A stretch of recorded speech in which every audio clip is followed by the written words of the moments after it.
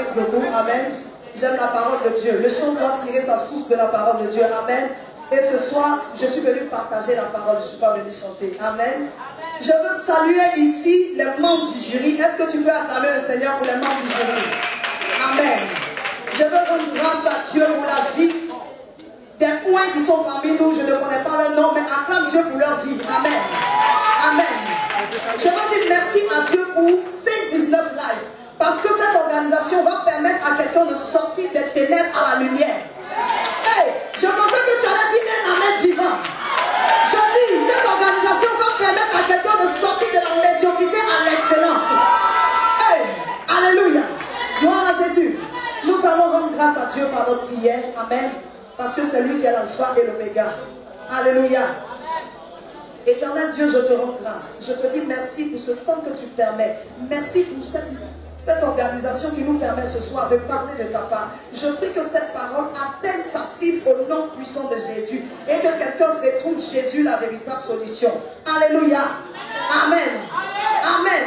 Je bénis Dieu pour la servante de Dieu, la prophétesse Esther Zokou. Amen. Je dis merci à Dieu pour cette femme de distinction. Dis à ton voisin qui est à côté, Jésus est la solution. Dis-lui, Jésus la solution. En fait, je ne te parle pas d'une solution, je te parle de la solution. Alléluia. Parce qu'une solution vient pour régler un petit problème bien déterminé pour une période. Amen. Mais la solution vient pour régler la racine de ton problème. Hey, la solution vient pour aller jusqu'à la source. Tu n'as pas dit Amen. Alléluia. Je veux te présenter ce soir Jésus qui est la solution. Dis Amen. Je suis dans le livre de Jean 4. Dis avec moi Jean 4. Le verset 7. Une femme de Samarie vint puiser de l'eau. Dis de l'eau. Jésus lui dit, donne-moi à boire. Amen. Je vais dans le passage de... Oui, dans le même passage de Jean 4. Et je prends le verset 13. Jésus lui répondit, quiconque boit de cette eau aura encore soif. Ah. Mais celui qui boira de l'eau que je lui donnerai n'aura jamais soif. Dis jamais soif. Et l'eau que je lui donnerai deviendra en lui une source d'eau qui jaillira jusque dans la vie éternelle. Oh, je pensais que ton amen allait encore être plus haut. Alléluia. Ici, il est question de la femme samaritaine. Amen.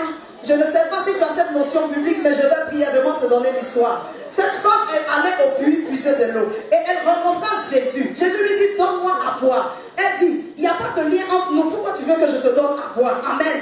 Mais Jésus lui a dit, si tu savais, celui qui te demandait à boire, dis si tu savais. Si tu savais celui qui te demandait à boire, tu lui donnerais lui-même de l'eau. Amen. Toi-même, tu allais venir pour dire, Seigneur, tiens, il faut boire. Parce que lui qui est devant toi, l'eau que tu vas boire, tu n'auras jamais soif. En Afrique, on dit jamais, jamais. Mais il te dit ce soir, si tu bois de cette eau, tu n'auras jamais soif. Dis Jésus la solution. Dis avec moi Jésus la solution. La solution c'est quoi?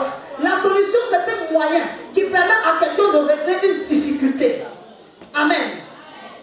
Un moyen qui permet à quelqu'un de sortir d'une crise. Amen. Je ne sais pas quelle crise tu vis ce soir. Je ne sais pas quelle partie de ta vie il y a un manque. Je ne sais pas à quel moment tu cherches la solution.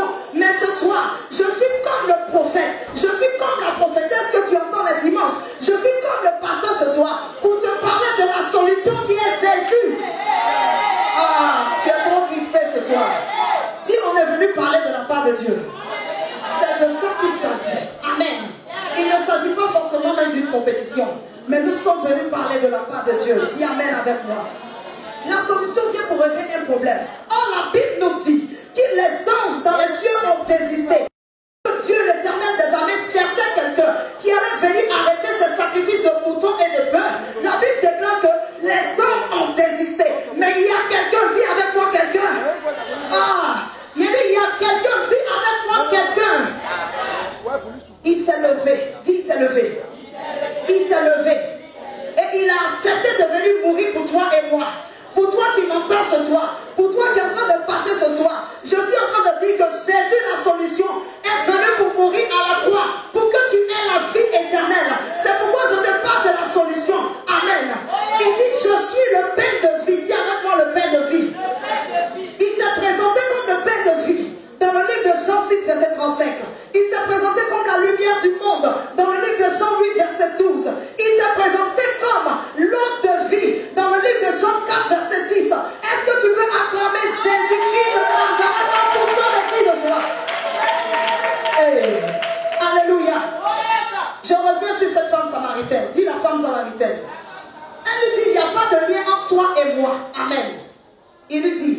savais qu'il te demandait de l'eau, toi-même tu allais lui donner de l'eau. Amen. Et tu n'allais jamais avoir soif. J'ai aimé la réponse de cette femme. Je vais lire le verset 13. Elle dit, Jésus lui dit, quiconque boit de cette eau aura encore soif.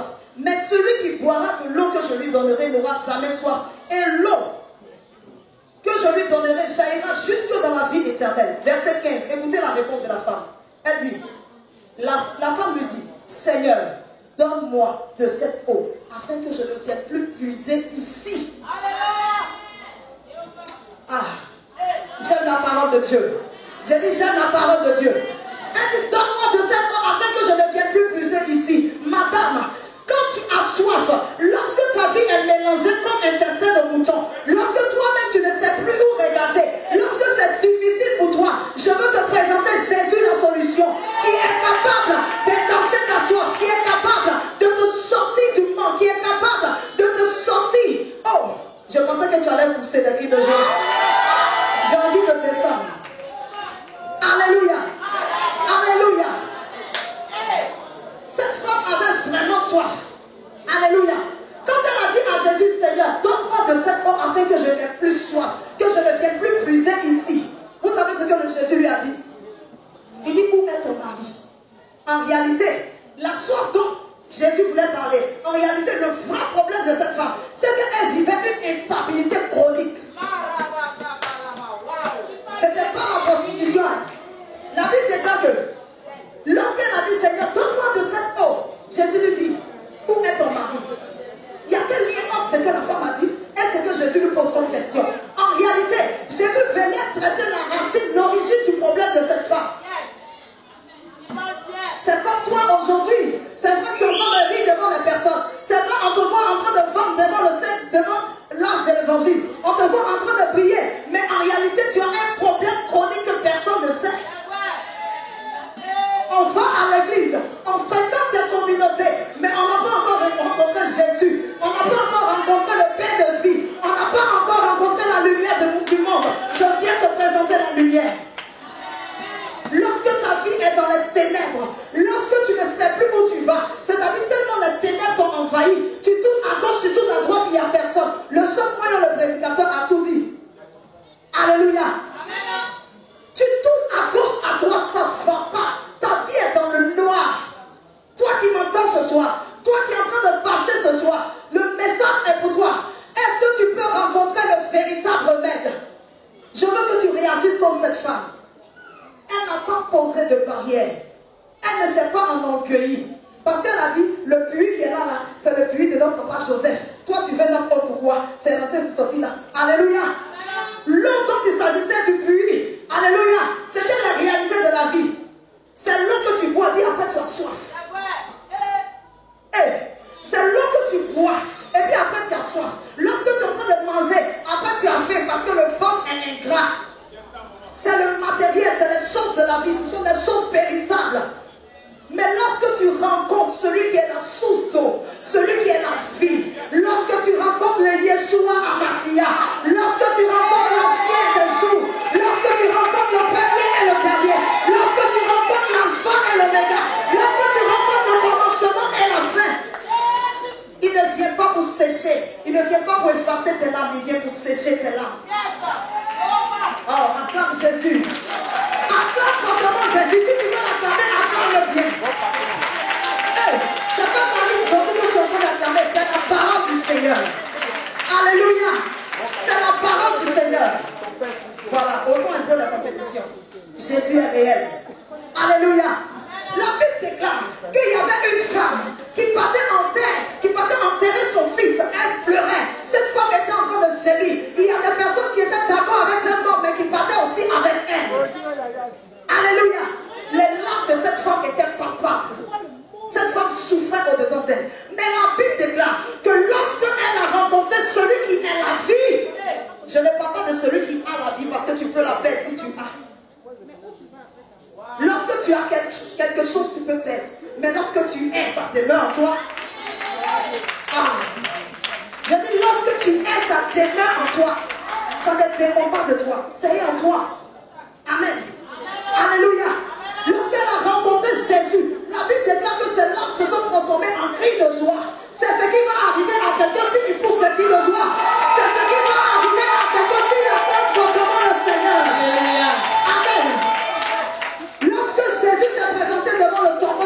La Bible déclare que ce moment de funérailles s'est transformé en célébration.